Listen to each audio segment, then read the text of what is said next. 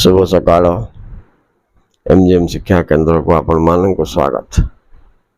जीवनर लक्ष्य कौन, आमे कहीं जन्म होइचे, जन्मर उद्देश्य कौन, मृत्युर रहस्य कौन, ए विषय को आविष्कार करने पाई शंकराचार्य, गौतम बुद्ध, महावीर, जैन भली अनेक सन्थ पारिवारिक जीवनरू सांसारिक जीवनरू मुक्त ही किछि अनुभव कले, शिखिले। परिवार भीतर जो किछि समय रही सेथि मध्य किछि अनुभव करी से माने शिखिले। फिर परिवार और सामाजिक अनुभव गोटे साइड रे रखंतु, आउ सन्यासित्व तार गोटे अनुभव को साइड रखंतु।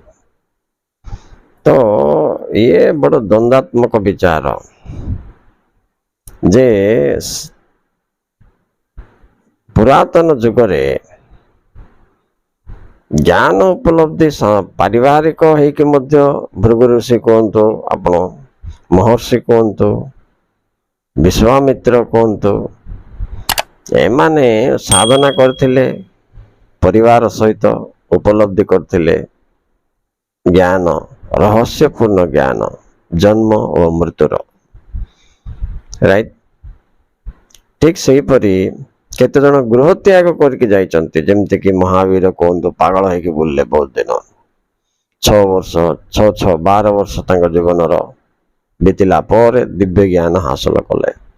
तापरे मुक्ति कौन, मोक्ष कौन, निर्वाण कौन जानी गले।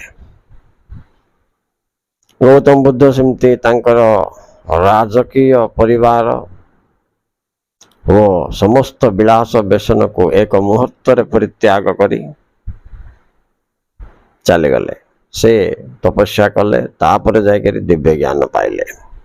तपस्या बोले कौन, एक निर्दिष्ट जगार बसी एकाग्रता सहित गोटे विषय को मंथन करवा, जमती मु किए, मो शरीर कौन, मो आत्मा कौन, ये विचार जाक सब आसुठू।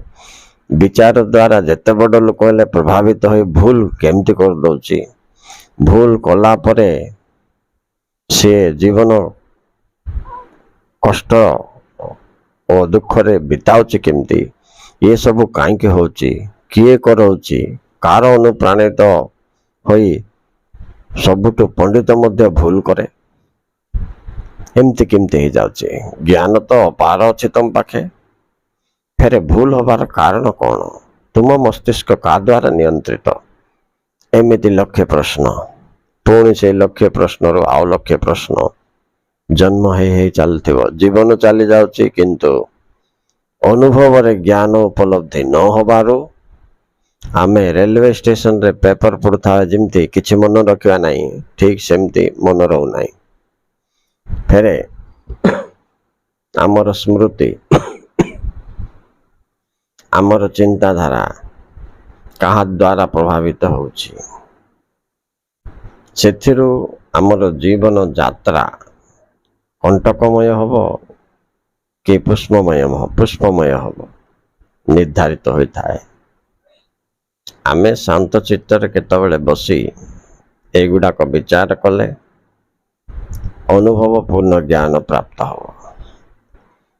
एबे मु तुम सामने ये प्रश्न गुड़िक खाली रखी, आसंता वीडियो रे मु यार उत्तर मध्य आपण मानक कहबी, किंतु मो वीडियोटी को लाइक करी आपण सब्सक्राइब करथिले। टाइम टू टाइम आध्यात्मिक चिंतन, विचार, वेद, उपनिषेद, पुराण इत्यादि महत्व, आदिम सन्थ और सन्यास मानकर जीवन कहानी ये सब जिनस जानीपारे।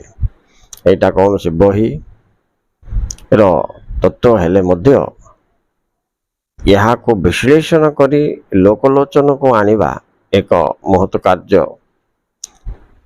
यही उद्देश्य रे मु आपण मानक सहित मोर फीलिंग टा शेयर कली। Thank you very much for watching.